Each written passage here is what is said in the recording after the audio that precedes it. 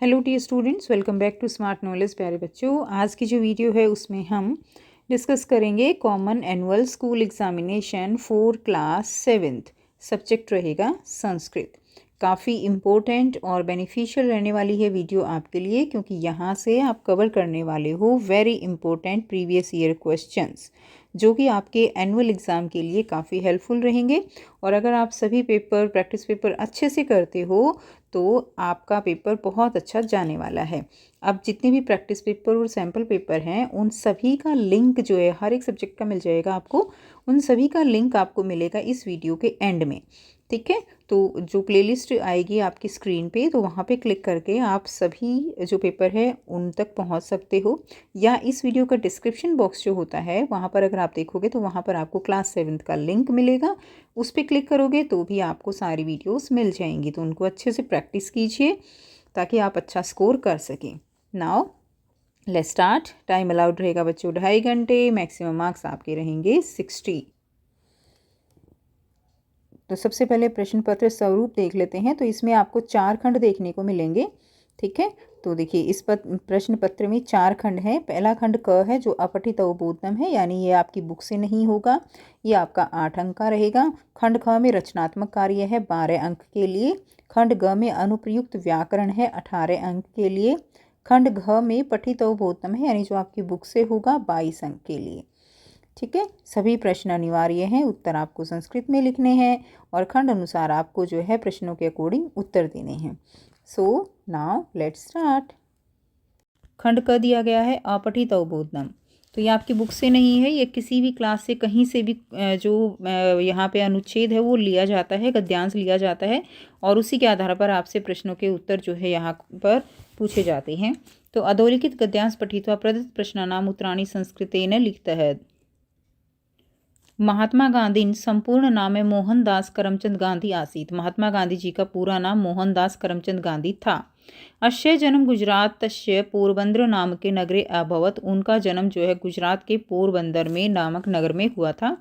अस्य पिता श्री करमचंद गांधी राजकोट स्थाने दीवान इति पदे प्रतिष्ठित आसीत। उनके पिता श्री करमचंद गांधी जो है राजकोट स्थान में दीवान पद पर जो है प्रतिष्ठित थे। गांधी माता श्रीमती पुतलीबाई आसीत। उनकी माता श्रीमती पुतलीबाई थी। विद्याभ्यास के समय मोहनदास है साधारण बालक है आसीत। विद्याभ्यास के समय मोहनदास एक साधारण बालक थे। स विनयशील लज्जालु स्वभावकः च आसीत। वह विनयशील और लज्जाली जो है यानी जैसे शर्म वाले बच्चे होते हैं, लज्जाशील स्वभाव के बच्चे होते हैं, वैसे थे। अनंतरः स शौचिने सत्यम अहिंसा च प्रतिष्ठापितुं दृढ़व्रतः अभवत्।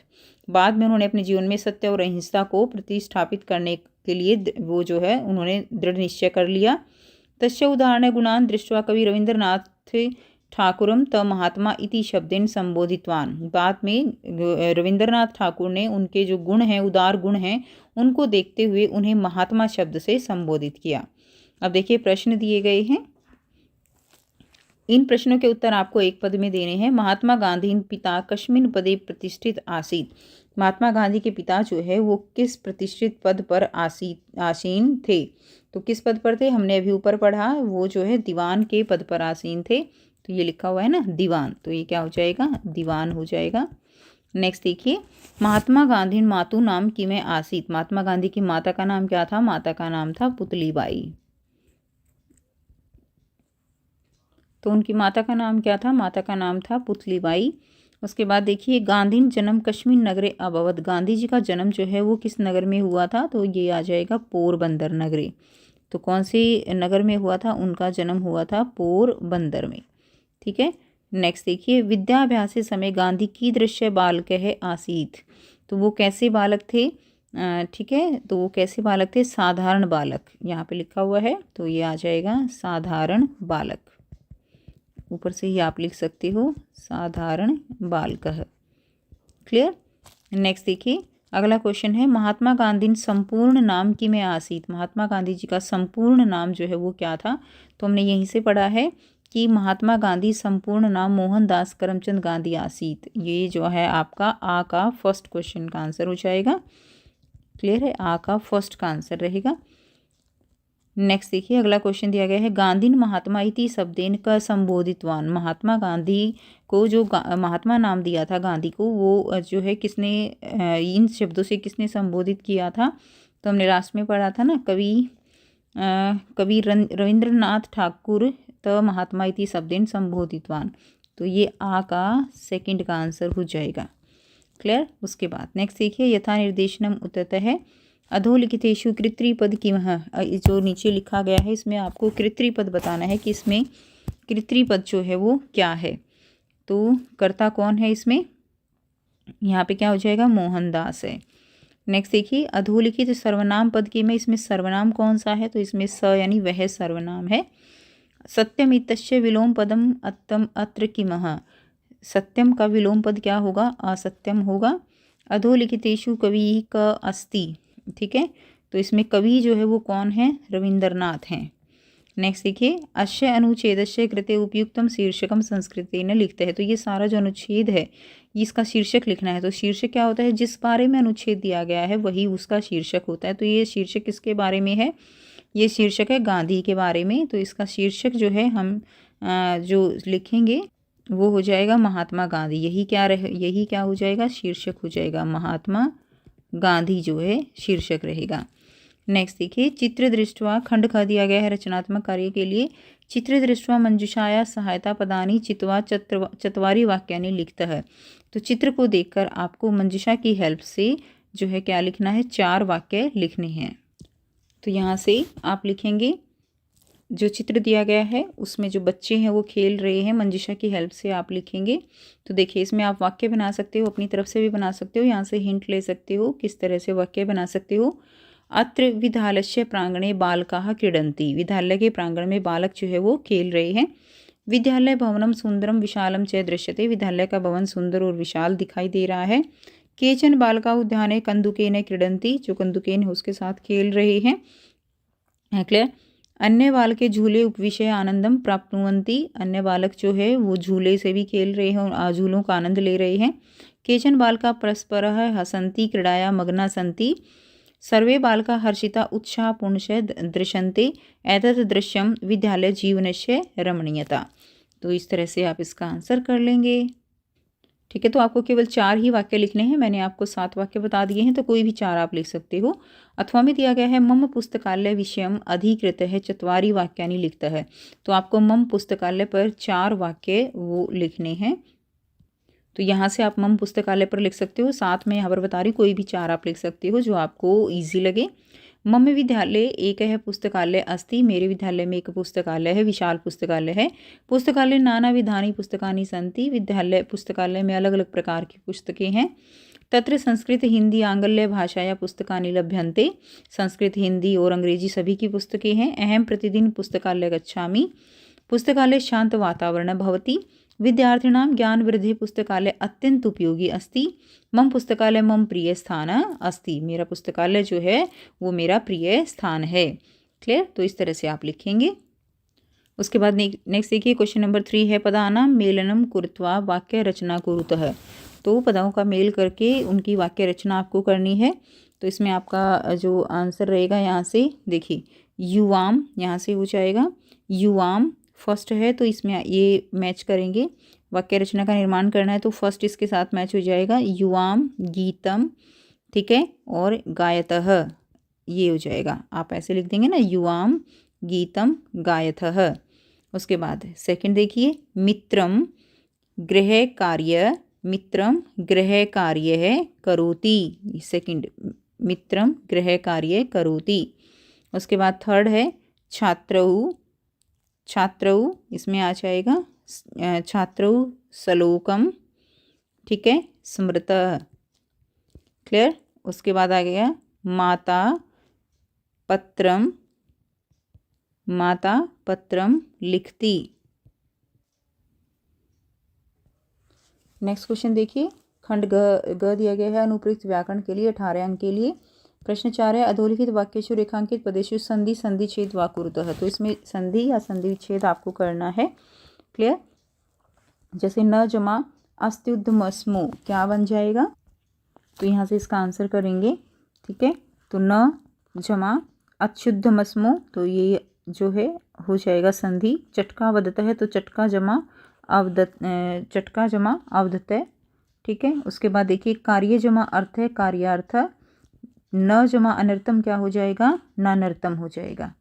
क्लियर, ये इसका आंसर रहेगा। उसके बाद नेक्स्ट देखिए अधोलिखित प्रकृति प्रत्यय जो है संयुज्य वियुज्य व पदानी सृजतम, तो यहाँ से इनके बारे में आपको लिखना है।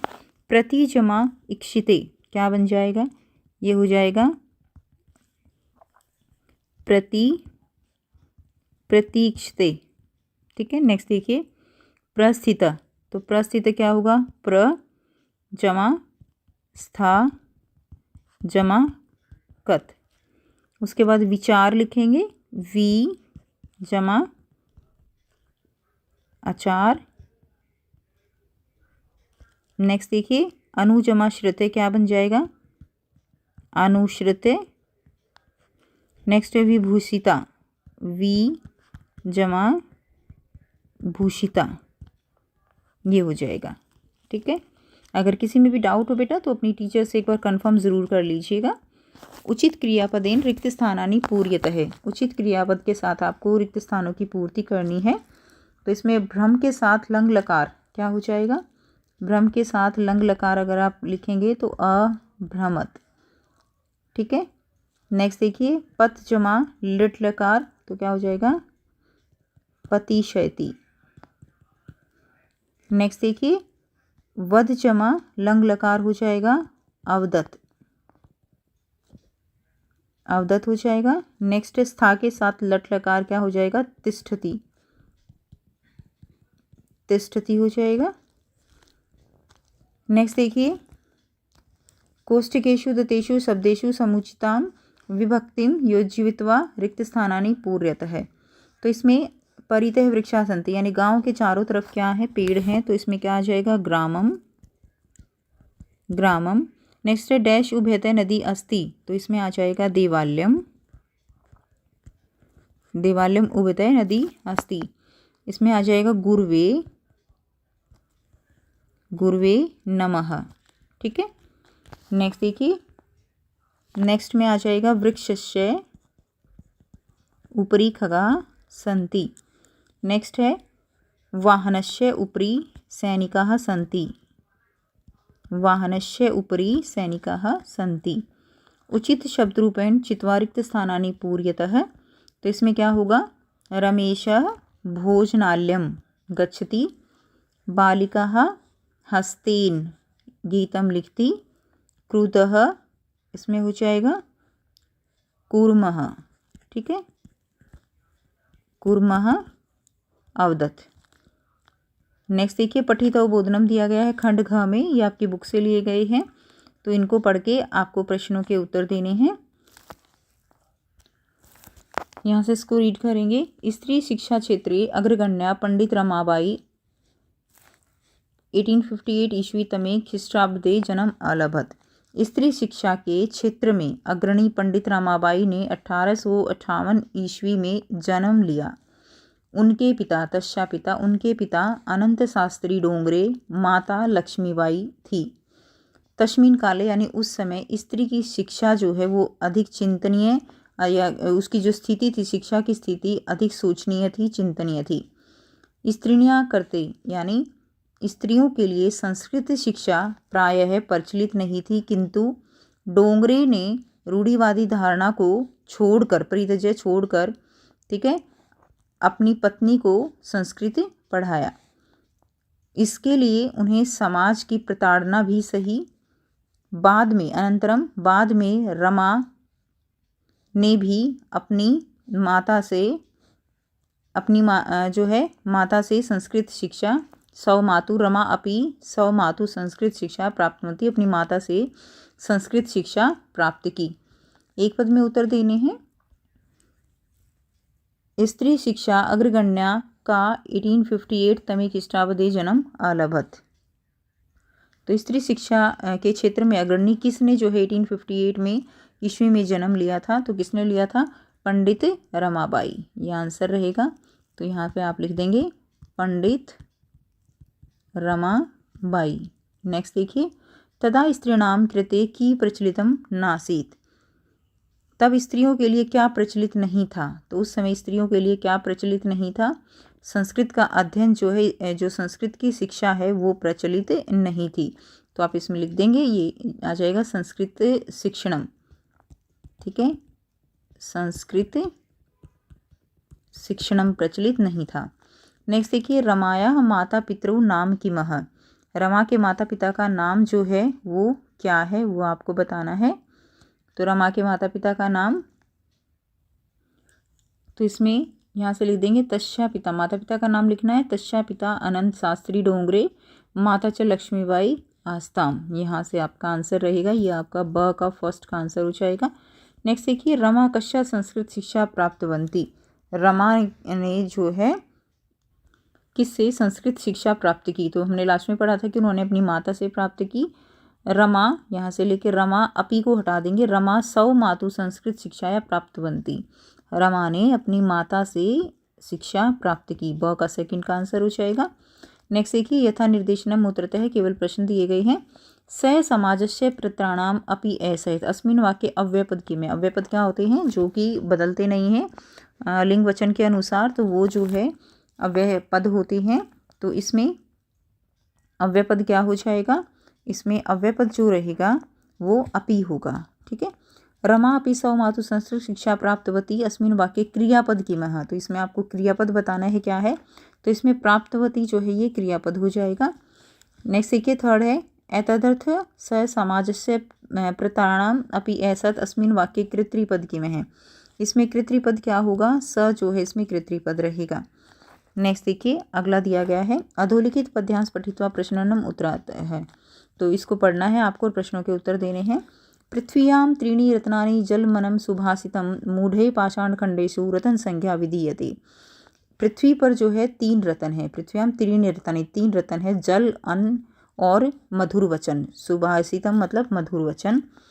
मूढ़े यानी मूर्खों द्वारा पाषाण खंडेषु पत्थर के टुकड़ों को रतन संज्ञा, रतन की संज्ञा विधीयते दी जाती है। एक पद में उत्तर देने हैं। पृथ्व्याम कति रत्नानि, तो पृथ्वी पर कितने रत्न हैं? तो त्रीणी आ जाएगा। कितने हैं? त्रीणी यानी 3 हैं। कई पाषाण खंडेषु रतन संज्ञा विधीयते। ठीक है, कौन जो है पाषाण खंडेषु यानी पत्थर के टुकड़ों को रत्नों का नाम देते हैं? तो वो हैं मूढ़े यानी मूर्ख। क्लियर। उसके बाद नेक्स्ट देखिए, पृथ्व्या कानी रत्नानि, तो जो है कितने रत्न हैं, कौन कौन से हैं? तो यहाँ से इसका आंसर यहाँ से यहाँ तक आप लिख देंगे। ठीक है, आ का फर्स्ट का आंसर जो है पृथ्वी कानी रत्नानि, कौन कौन से रत्न हैं तो वो लिखने हैं। तो पृथ्वी त्रीणी रत्नानि जल मन सुभाषितम। नेक्स्ट देखिए, मूढ़े केशु रतन संज्ञा विधीयते। मूढ़े जो है किसको उसकी जो रत्नों की संज्ञा देते हैं? मूढ़े पाषाण खंडेषु रतन संज्ञा विधीयते। ये आ का आपका सेकंड हो जाएगा। क्लियर। नेक्स्ट देखिए, यथा निर्देशनम उत्तरतः है। मूर्खे इति पदस्य समानार्थम पदम किम है। मूर्खे के समानार्थ पद इसमें क्या प्रयुक्त किया है? तो हमने अभी पढ़ा था मूढ़े प्रयुक्त हुआ है। त्रीणी इति कस्य पदस्य विशेषणम। त्रीणी जो है ये किस पद के लिए विशेषण के रूप में यूज़ किया गया है? तो रतन, 3 रतन है ना, तो जो है रत्नानि इसमें विशेष्य है और त्रीणी इसमें विशेषण रहेगा। नेक्स्ट देखिए, मूढ़े पाषाण खंडेषु रतन संज्ञा विधीयते अस्मिन वाक्य क्रियापद किम है। तो इसमें क्रियापद जो है वो आपको बताना है। तो इसमें क्रियापद क्या है? विधीयते जो है इसके अंदर क्रियापद रहेगा। नेक्स्ट देखिए, अधोलिखित संवाद पठित्वा प्रदत्त प्रश्नानाम उत्तराणि लिखता है। तो आपको जो संवाद है वो दिया गया है। तो देवेश कहता है अद्य स्वतंत्रता दिवस, आज स्वतंत्रता दिवस है। अस्माकं विद्यालय प्राचार्य ध्वजारोहणं करिष्यति। हमारे विद्यालय के जो प्राचार्य हैं वो ध्वजारोहण करेंगे। छात्र जो है वो सांस्कृतिक कार्यक्रम दिखाएंगे। अंत में जो लड्डू हैं वो मिलेंगे। डेविड कहते हैं सुचे जानासी त्वम अस्माकं ध्वज कीदृशः। तो डेविड क्या कहता है? सुचि, क्या तुम जानती हो हमारा झंडा जो है कैसा है? सुचि, अस्माकं देशस्य ध्वज त्रिवर्ण इति। हमारे देश का झंडा जो है वो तिरंगा है। कैसा है? तिरंगा है। रुचि, सलीम कहता है रुचि अयम त्रिवर्णम कथम। तो इससे सलीम कहता है रुचि, इसे तिरंगा क्यों कहते हैं? रुचि कहती है अस्मिन् ध्वजे त्रिवर्णा सन्ति। हमारे ध्वज में 3 रंग हैं, इसलिए जो है इसको तिरंगा का यह तिरंगा है। कि त्वम एतासाम वर्णानाम नामानि जानसी, क्या तुम इन रंगों के बारे में जानते हो? सलीम, अरे केशर वर्ण श्वेत हरित है, कि केसरिया सफ़ेद और हरा ये 3 रंग हैं। सलीम, अरे केसरिया सफ़ेद सलीम सुनो, केसरिया रंग जो है वो शौर्य का प्रतीक है, श्वेत यानी सफ़ेद रंग सत्य का है, हरा रंग जो है वो समृद्धि का सूचक है। ठीक है, उसके बाद नेक्स्ट देखिए, एक पद में उत्तर है।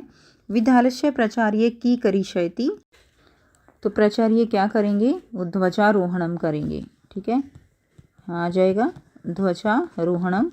अस्माकं ध्वजे कति वर्णा सन्ति, तो कितने वर्ण हैं? तो इसमें जो है त्रियः वर्ण है। क्लियर, इसमें आ जाएगा त्रियः है। उसके बाद नेक्स्ट देखिए, पूर्ण वाक्य में उत्तर देना है। देशस्य ध्वजे त्रिवर्ण कथम, तो हमारे देश का झंडा जो है वो तिरंगा क्यों है? इसमें ये बताना है, क्योंकि इसमें कितने रंग हैं? 3 रंग हैं। तो इसमें आ जाएगा, यहाँ से लेकर आप यहाँ तक इसमें आंसर लिख दोगे। अस्मिन् ध्वजे तृतीय वर्णा सन्ति, अतः त्रिय वर्ण है। तो ये आपका ब का फर्स्ट आंसर हो जाएगा। त्रिय वर्णा कस्या सूचका सन्ति, 3 रंग जो है वो किसके सूचक हैं? तो केशव वर्ण, शौर्यस्य, श्वेत सत्यस्य, हरिश्य, यहाँ से आ जाएगा, ये आ जाएगा। हमने अभी पढ़ा है इसको, ब का सेकंड का आंसर। ठीक है, नेक्स्ट देखिए, यथा निर्देशनम उत्तरतः, इसमें है वीरताया अस्मिन् अर्थे की पर्यायपदम प्रयुक्त है। वीरताया के लिए जो पद है उसमें क्या प्रयुक्त किया गया है? तो शौर्यस्य प्रयुक्त किया गया है। अस्मिन् ध्वजे त्रिय वर्णा सन्ति, अस्मिन् वाक्य क्रियापद के जो है आपको बताना है क्रियापद की माँ। तो क्रियापद मोस्टली जो लास्ट में होता है वही होता है। ठीक है, तो सन्ति इसके अंदर क्या हो जाएगा? क्रियापद होता है। अरे केशर वर्ण श्वेत हरित चैते त्रयवर्णा सन्ति, अस्मिन् वाक्य की में अव्ययपदम की में, तो इसमें अव्ययपद क्या है? च जो है इसके अंदर अव्ययपद है। नेक्स्ट है, मंजिशा की हेल्प से आपको जो अनव्यय है वो पूर्ति करनी है। तो देखिए, सत्यम, सत्यम ये हो गया। उसके बाद यहाँ पे क्या बचा? बुरियात है, तो इसमें आ जाएगा फर्स्ट में, यहाँ पे क्या आ जाएगा? बुरियात आ जाएगा। क्लियर, बुरियात ये आ जाएगा फर्स्ट में। तो प्रियम, उसके बाद बुरियात, ऐसे काट के देख लेंगे।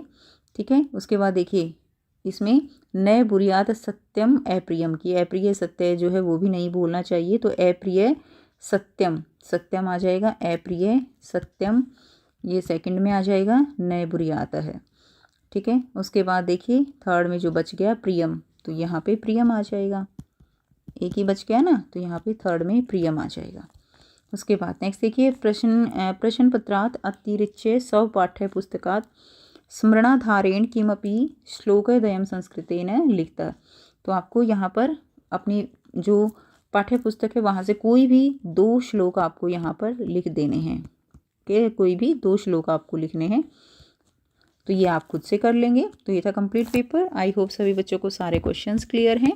फिर भी कोई डाउट हो तो पूछ सकते हो। वीडियो अच्छी लगे तो बेटा वीडियो को ज़रूर से लाइक कीजिए, शेयर कीजिए। और इसी तरह के प्रैक्टिस पेपर आपको इस चैनल पर हर सब्जेक्ट के मिलेंगे जहाँ से आप प्रैक्टिस कर सकते हो। ठीक है, इसलिए चैनल को सब्सक्राइब भी कर लीजिए। मिलते हैं आपसे नेक्स्ट वीडियो में। Take care, bye bye.